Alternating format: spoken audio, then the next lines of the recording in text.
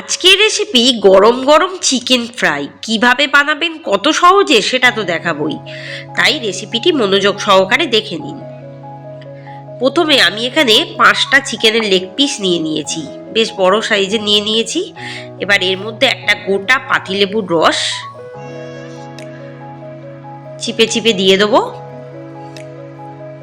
মানে রসটা যাতে এই লেগ পিসের গায়ে বসে। এবার দিয়ে দেবো 1 চামচ বিট লবণ, 1 চামচ চাট মশলা, 1 চামচ জিরে গুঁড়ো, 1 চামচ গোলমরিচ গুঁড়ো, 1 চামচ লাল লঙ্কার গুঁড়ো, 1 চামচ ধনের গুঁড়ো, 1 চামচ জিরে গুঁড়ো,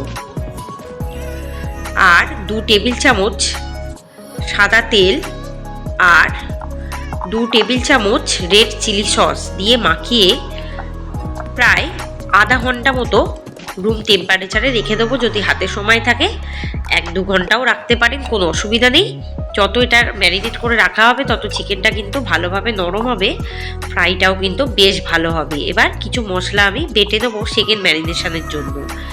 এবার দিয়ে দেবো 6 থেকে 7টা কাঁচা লঙ্কা, পরিমাণ মতো আদা, 2টো বড় সাইজের গোটা রসুন বেটে নেবো জল ছাড়াই। এভাবে খচা খচা করে বাটতে হবে।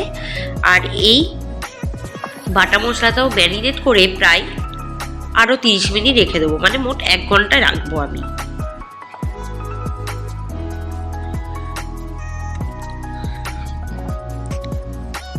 তাহলে মশলাটা গায়ে বসবে আর তাড়াতাড়ি সিদ্ধ হয়ে যাবে চিকেনটা। 1 ঘন্টা পর ফিরে আসছি।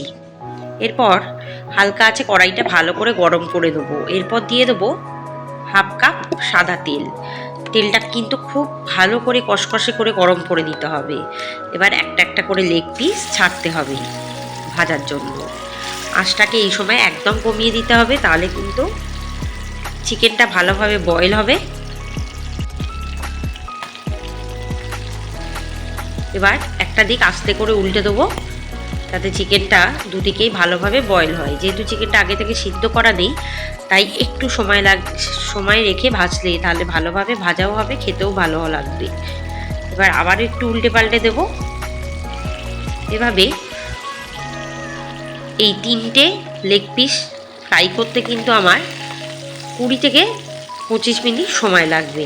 এভাবে উল্টে পাল্টে বারে বারে ঠিক করতে হবে যাতে চিকেনটা ভালোভাবে বয়েল হয়। আবার উল্টে দেবো।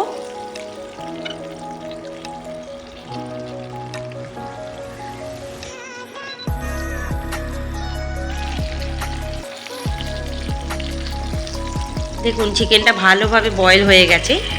এবার আমি তুলে দেব।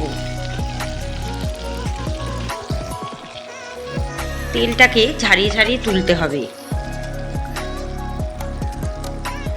এবারে ওই তেলের মধ্যে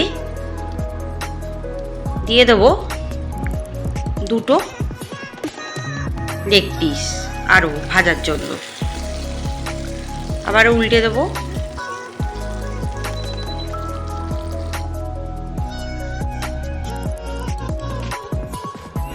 উল্টে পাল্টে ভালো করে ভাজবো এটাকে। দেখুন কতটা পরিমাণে তেল বেরিয়েছে, আমি কিন্তু এক্সট্রা আর কোনো তেল ব্যবহার করিনি। এটাও ভাজা হয়ে গেছে, এবার তুলে নেব। এবার আমার কিন্তু ম্যারিনেট করা বাকি আছে এখনো সার্ভ করার আগে। যে তেলটা বেরিয়েছে ওপর থেকে কিন্তু আমি ঢেলে দেবো চিকেনের গায়ে, যাতে ময়শ্চারাইজার ভাবটা থাকে। এবারে দিয়ে দেবো একটা গোটা পাতিলেবুর রস,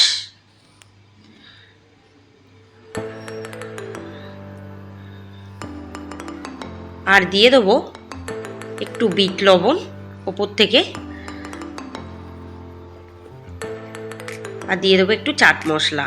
ব্যাস, এবার সার্ভ করে দেবো গরম গরম প্লেটে, আর একটু গোলমরিচের গুঁড়ো ছড়িয়ে দেবো।